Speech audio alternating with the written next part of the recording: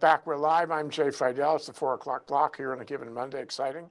Here on ThinkTech. And we're doing Restaurants Hawaii. We want to follow the restaurant industry because we know how important it is, not only to our economy, but to our lifestyle and our culture here in Hawaii. You know, we've been known to have great restaurants and a great diversity of restaurants.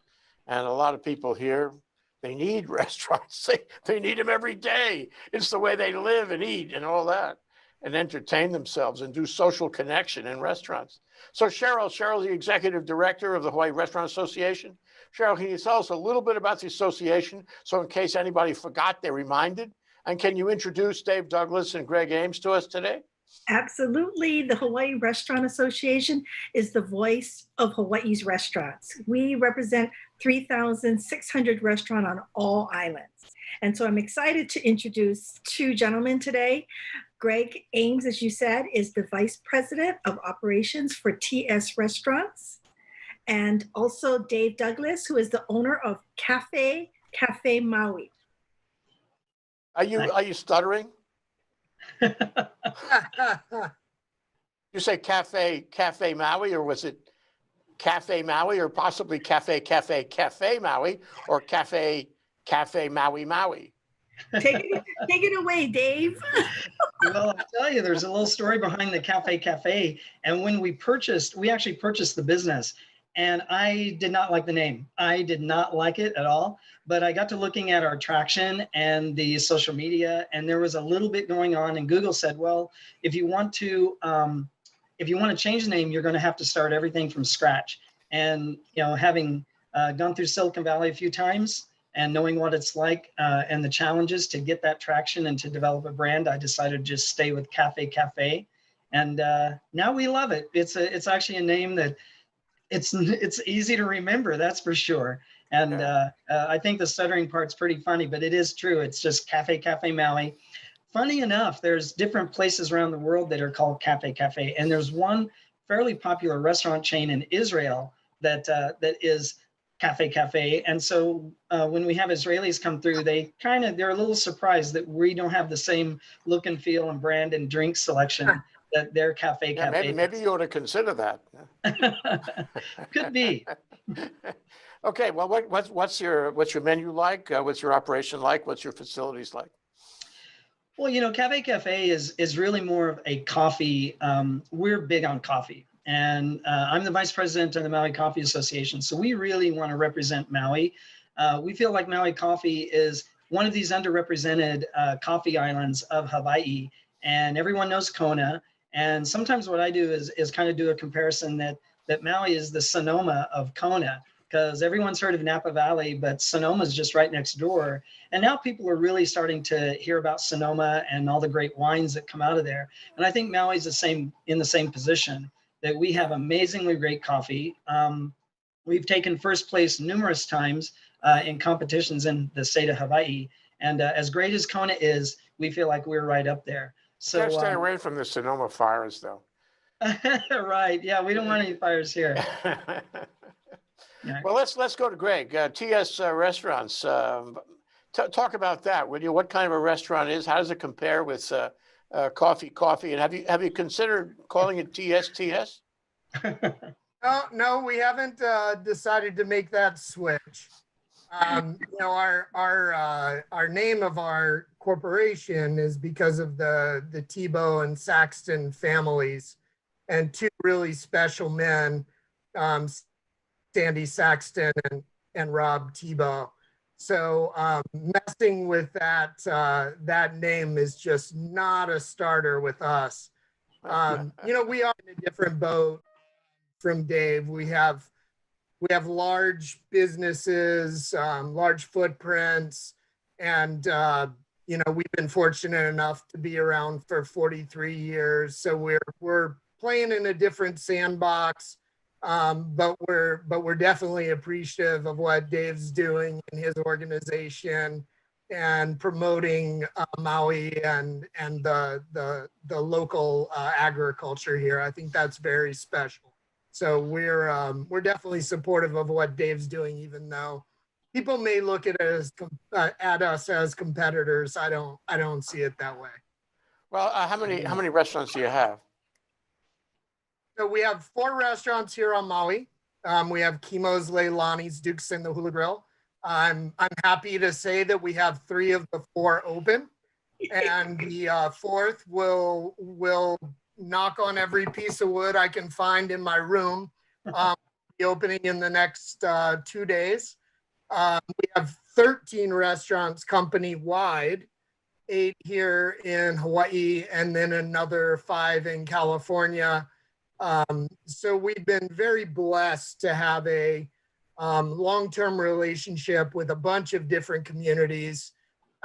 And I feel really fortunate to be a part of the organization and the community, that's for sure. What's the secret sauce for TS? I mean, the restaurant business isn't easy, even in good times. You can fail anytime. So how does TS do it? What's the secret sauce? How do they keep going? Jay, it's culture all day long. I think it was Peter Drucker. Culture eats, what is it? Culture eats systems for breakfast, something like that. But our culture within our organization has always respected our employees, respected our communities, respected our vendors, really done all the right things for all the right reasons. I was very fortunate before Sandy Saxton's death for him to become a mentor and a friend of mine. And prior to TS, I owned my own restaurants, and I sold them. And I told him on many occasions, if I had been as smart as you, I'd still be in business for myself. But they figured out that secret sauce, Jay. Yeah, maybe the nonprofit video business. Maybe, who knows? It doesn't make any money at all. I want to be clear about that. So how are you doing? One of them you had to close because of COVID, and now you're reopening. I mean, what's it been like for you? Frankly, Jay, we had to close all 13 restaurants. And the restaurants here on Maui have been shuttered for almost 7 months. Wow. We've come back online, 1 restaurant at a time. It's sad to say, but we had to lay off 700 employees on the west of Maui. Wow. And company-wide, it was over 2,000. Wow. So it was a major impact. We're opening back up, and with the restrictions that are keeping our island healthy. I'm not trying to argue they aren't the right restrictions, but it has reduced volume of the restaurants. And when volume drops, you can't have the same amount of staff. So we're hiring back, and we're hiring back as quickly as we can, but our need for the same staff and ability to bring them back in a way that allows us to have long-term longevity, it's just different now. And we're looking forward to a time where we can make that 700 become a thing again, and hopefully more. Wow. I'm sure you've aged in the past year. Why do I feel certain about that? This last 7 months has been the most, as far as business goes, has been the most difficult 7 months of my business life. For understood. Sure. Well, I'm going to come back to you and get into the details on that. But Dave, can you compare your operation with Greg's? It's smaller, obviously. Not at all. No comparison. No comparison. Okay. We're a tiny little cafe, and I'll tell you, when we bought the place, it was really for basically my retirement out of Silicon Valley. I had been there forever. Right after they invented the wheel is when I went to Silicon Valley. And so I've been there a long time. Right after the wheel, eh? Right after the wheel. You look younger than your real age. What can I say? But this really, this was supposed to be my retirement. And funny enough, I had never run a small business. I've run fairly large businesses before, but nothing like a small outfit. I just jumped in with both feet. didn't know anything about coffee. But I'm passionate about anything I do. It doesn't matter if I'm, laying sod. I get extremely passionate about it. Well, and So presumably you know about computers and hardware and software and the systems and the like. a Did little you bit, did yeah. you use that knowledge in order to improve this restaurant operation? 100%. If I had come into this without my 35 or whatever, however many years in Silicon Valley, and starting from an engineer, working my way up through CEO, I would not have known what to do. The interesting thing I think about a small shop, any business actually, is that it doesn't matter how small it is, it needs the exact same systems and the exact same management that a large business has. And we have our standard operating procedures, and we document every single little tiny thing. I didn't think I was going to need to do that until I was about 3 months into it. And it was like, oh my gosh, I'm good. Where's my HR people? But we literally, as soon as I realized that we really needed to have documentation and standard operating procedures, again, just went at it full tilt and started documenting everything. And then also strategically, it's really made a huge difference. I think just having some business experience under my belt, at least for me, really helped me deal with and attack this COVID challenge that we had before us. And I may not have done everything, 2020 is a great way to look back on things with, a 2020 vision is perfect, but I may not have done things exactly right. But one of the things I did do was just don't stand still, evaluate, adapt, and overcome, evaluate, adapt, and overcome. And Halt and catch fire. If you every stop, day. you catch fire. Stop, you catch fire. Exactly right. Or don't be a deer in the headlights. Don't be too shocked. Just recognize it for what it is, and then. So did you have to close or cut back? Yeah, we never closed. We stayed open every single day, and I'm a little stubborn in areas like that. It would have made more sense financially to shut down, without a doubt. But I moved to Maui to be part of the community. And I realized right when things started going crazy, I remember on the 23rd of March, and it was scary. Nobody knew anything about this crazy virus. It could have been H1N1. No one knew anything, but the staff was awesome. And they said, hey, let's try and keep things going and see what we can do. And on March the 23rd, I drove down Front Street. It was completely empty. It was very apocalyptic. It felt like a bomb had just gone off. And there literally were no cars, no people on the street, no dogs running around, no cats, no birds. It was just crazy. It was so strange. And but we stayed open, and then we stayed open another day, and then we were open a couple of 2 or 3, and people started finding us. You must have drank a lot of coffee. A little bit. What I really did though is I put signs everywhere, and it's not very Pono to have done that. In normal days, I would never ever disrespect Old Town Lahaina by putting up signage that's not part of what the county authorizes. But these were weird times, and we had to get the word out that we were open because people had no idea. They thought everything was closed.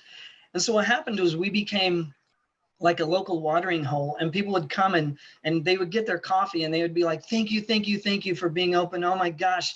And I realized early on that what we were providing was a sense of normalcy, because things were really crazy the first 3 to 4 weeks. I mean, Make any changes? Scary. We did. We at the cafe, we had it where people could come in and there was seating. We immediately moved everything to the front, and we have this sliding door or accordion door. We opened that up and just moved everything to the very front, and put away all of our patio seating, and just put the X's down and had it where people could line up. We also implemented curbside pickup immediately, and then I did basically a 48-hour no sleep implementation of a mobile application, and then we connected that to a text service. So basically, they could text the word coffee now to 21,000, and if they did that, they would get a link, and then they could order their product, and it would be ready to go, and we would go out and do curbside pickup. So we did that within a matter of about 7 to 8 days. Those things are largely permanent, eh? Yeah, and it was funny. It was always on my list to do, But it was always on, it seemed like it always fell to the back burner, fell to the back burner, fell to the back burner. And then when COVID hit, it was like, okay, front burner. And so we got it done. And now we have this really great mobile app. Yeah. Okay. Yeah. Well, you must have made some changes too, Greg. Over the Absolutely. closing and the opening, and now I'd like to know about the changes and how you see them unfolding or continuing going forward. Oh, absolutely. What we've realized as a company is we've had success for many, many years, and we're so grateful for it. What COVID and these shutdowns has caused that we put everything into hyperspeed. So we've been looking at contactless payment for 5 years. Well, it's done. We've been looking at virtual menus, and now it's done. There are so many things that would have, the emphasis on takeout or on curbside service, or a lot of those things that Dave was talking about. They were important, and they were things that we wanted to move forward. But all of a sudden, in 6 months, we did what may have taken 4 or 5. So yes, there have been a lot of changes, and they've happened very quickly. And I don't believe that our ability as a company to be nimble is going to go away. Being a nimble organization that can shift quickly when market conditions change is not going to go away for a company even that has 43 years of history and systems and all those other things. And there's no way that anyone would have wanted this event to occur. But if you want to look at creative destruction, we've seen it in the last 6 months. And we as an industry are going to benefit from it, as horrible as it's been. Yeah, well, there's an industry consciousness, through this adversity. By the way, if you don't have a mobile app, to help you, promote and do business, I can put you in touch with this programmer guy in Maui who might be able to write up that app in 48 hours or less. Maybe less. He may do it for a discounted price too. Whoop. I think I might know that guy. Oh my Lord. Oh gosh. Well, let me get to the core point of the show. And Sheryl, this is when you come in and explain it. We need to have incentives. We need to have incentives, like special things to incentivize people to go out again, because they're scared. They don't go out, and they're not going to go out in great numbers until we've dealt with COVID and there's a success story about the vaccine, which is not yet, even though there's news. But what kind of things are we talking about? And then let's frame some questions to these guys about what they're doing and how we might incentivize our customers. Go ahead.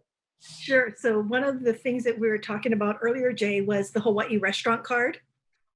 And as you know, the Hawaii restaurant card was launched 3 weeks ago. So the stats 3 weeks ago was, the stats as of Friday was basically $58 million has been loaded and $26 million has been spent. So how do businesses incentivize those people with that $500 card to come into the restaurant? And sorry, Jay, you didn't get one. I'm not going out just yet anyway. So and one of the things that Greg and I were talking about is how do they get more bang for their dollar, because these people are the unemployed people, right? And so one of the things Greg's going to talk about is how he really wanted them to maximize and get more value for their Hawaii restaurant card. So there's the Hawaii restaurant card, which is, as you know, the first time that's ever been implemented something like this in Hawaii. Mm-hmm. Well, tell us how it works. What are the mechanics? How does the money get in there? How does it get spent and so forth? So the Hawaii restaurant card is CARES funds. And I want to give a big, huge mahalo to Governor Ige, who allowed the restaurants to be able to be the beneficiary of the Hawaii restaurant card. So basically 116 million cards were sent out. So far, 105 have been, 116,000 have been sent out, 105 have been activated. So the CARES funds right now, what they're looking at is all of the CARES funds for the 58,000 has to be spent by the end of December. So instead of giving it out in other programs, the governor approved it going to the restaurant industry. So Greg has a program that he's going to share about, which is how he's incentivizing these people with this $500 card that's CARES funds to now come to his restaurant. And then that way he can bring back his employees. He can now order from his suppliers. He can support the local farmers, because as the restaurants get busier, now we can bring back that staff that Greg talked about laying off. And now it trickles down to the farmers and the suppliers and all of our vendors. And then now everybody now has more of a thriving industry, right? Yeah. What a great segue, Greg. Why don't you talk about what you're doing with it? We see the restaurant card and the increased business in our industry as being a force multiplier, from the restaurant to the fishmonger to the agricultural sector.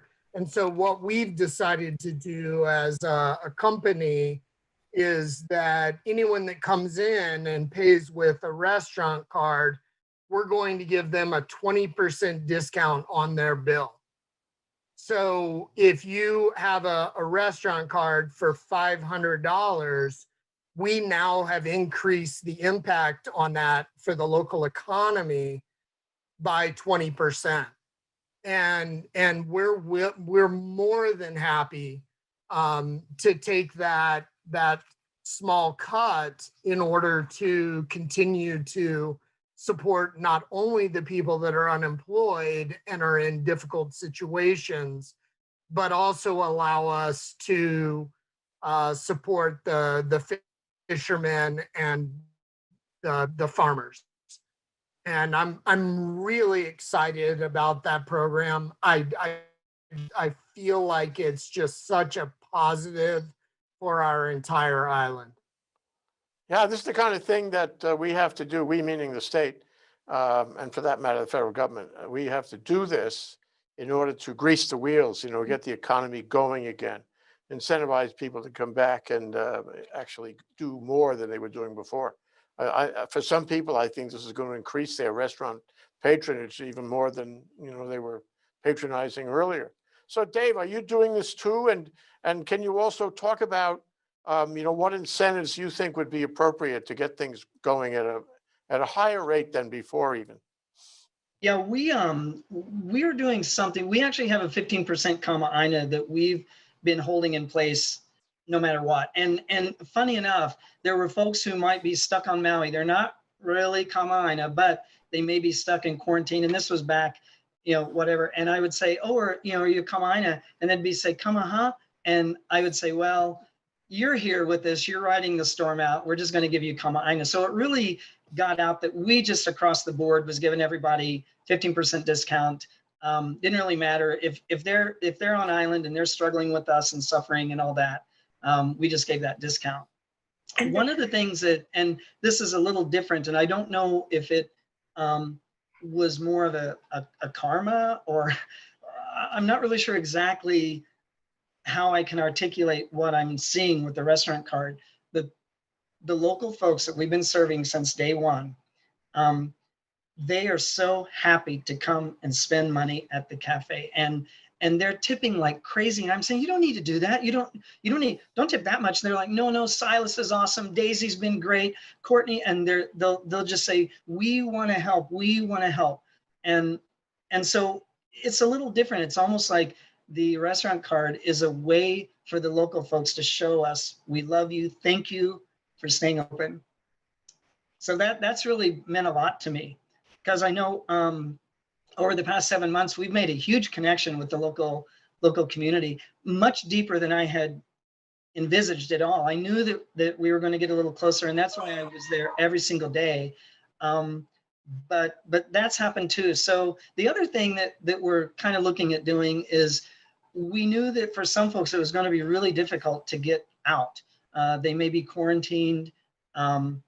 They may be in a position where they really don't want to get out. They may be vulnerable. And so we went out and bought a delivery tricycle, and we started doing local delivery, on the and I've done a ton.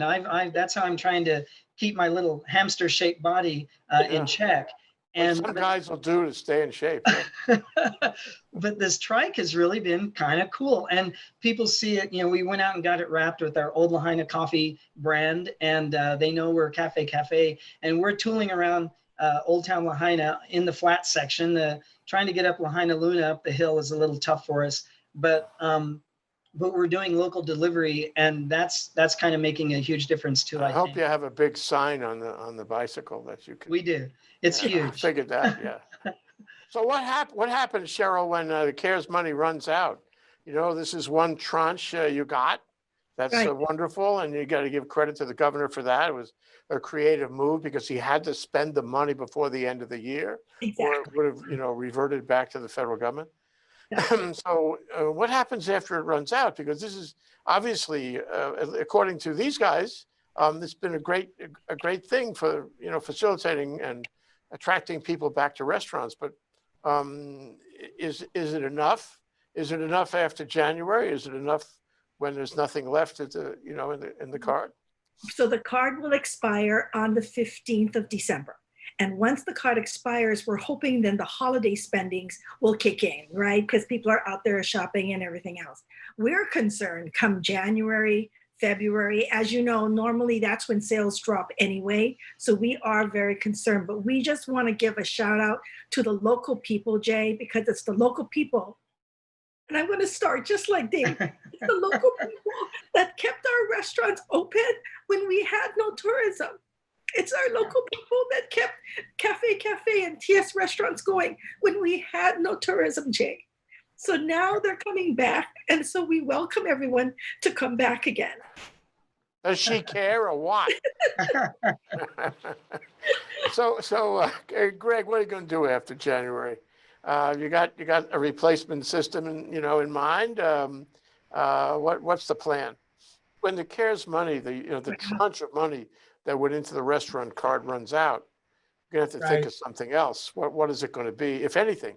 I mean, Sheryl suggests that maybe when you get to that point, there'll be enough activity, enough action.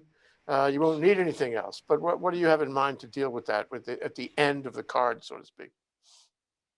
Well, we're really hoping that, one, the visitor industry continues to pick up, and two, we're continuing to hope that our high standards and high levels of communication with our guests about what we're doing to keep them safe is going to continue to drive traffic. We've been so fortunate to have great loyalty, and we're so thankful for our successes. However, we need to continue the responsible behavior and safety. So I feel very confident in Maui's ability to weather this. This is the most challenging time I think that Maui's ever had from a business perspective. But I feel like the organizations that are doing the right thing and that are doubling down on the initiatives that will make our visitors and our local clientele feel comfortable coming into our restaurants is going to be the key to making sure that we're all successful.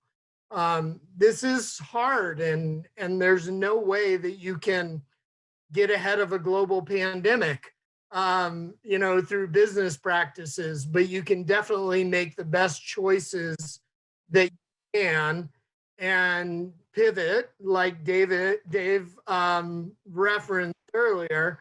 when things don't work out. So um, that's my hope, is that we can all work through this as an island. Yeah, well, that just comes to mind. In the late 19th century, Maui, Front Street, Lahaina, whatnot, they had bubonic plague there, and it terrified people. And although, we don't have details of exactly how that affected business and merchants and restaurants, I'm sure it did. And the point I would make and ask you about is that this isn't the last pandemic. This is likely to happen again. So what you learn here and now in the way of holding on to the business and connecting with people and somehow facilitating, the restaurant industry, those lessons will be useful even after this pandemic has been suppressed. I hate to use the word suppress right now. It doesn't sound like a good word. Thoughts about that? What are your comments about that? Absolutely. We are looking toward the next issue that may arise. It's a shame that we're in this position, but to not take advantage of this situation and figure out a way that we can better prepare ourselves for the next would just be such a missed opportunity. I hate to call it an opportunity even, said before, but you're right, Jay. We are going to have future issues we need to deal with, and we need to be prepared for the next one. I couldn't agree with you more. Yeah, but we at the end of the day, we need our restaurant industry. It is part of our lives. It's an extension of our own homes. So, Dave, what have you got to add to that?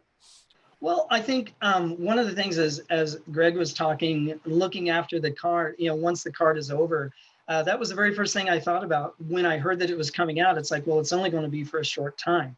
So we're using that card as an opportunity to really reach out and connect with the folks that are coming who may only been to the cafe a few times. And we're doing in the industry, it would be called a deep CRM. So customer relationship management. It's not platform based. It's not, like going out to Salesforce and doing all these various high-tech platforming. We just have a little note and pad and paper. And it's pretty typical for a coffee shop to know the person's name and their coffee. I mean, that's kind of basic. But what I have worked with the staff on and what we're actively doing is finding out what's happening in their everyday life. Their kid is just starting up school. They're heading over to wherever to catch, some special waves that are coming in because of a south swell. But we're really finding out about what's happening with, I'll just use these names random to protect the innocent. But what is Jay up to? What is Fred up to? What's Cindy doing? And really understanding what's happening in their life. And when they come back, hey, how did everything go? Did the recital go okay? And it's not, we really care. It's not that we're just manipulating. We really, truly care about what's happening. You want to be part of their family. You're an extension of their home. It's and so that's like a deep British connection. pub, people are as likely to go to the pub as they are to eat in the kitchen. We're out of time. Sheryl, you get the closing word on this, and I hope you recovered from your emotional reaction by now. Which we really appreciate it. And now you can tell us how you really feel and close on the show. We want to thank Jay Fidel and ThinkTech again, Hawaii. Again, the restaurants really need our local people to support by going out and enjoying. We were looking forward to dining with you again. So we also want to welcome all of our visitors back. We are ready to welcome our visitors back. Come back and visit us, and we look forward to dining with everyone again. Thank you, Sheryl Matsuoka, Greg Ames, Dave Douglas. Well, you guys are great. Thank you so much, and all the best in these difficult times. Aloha.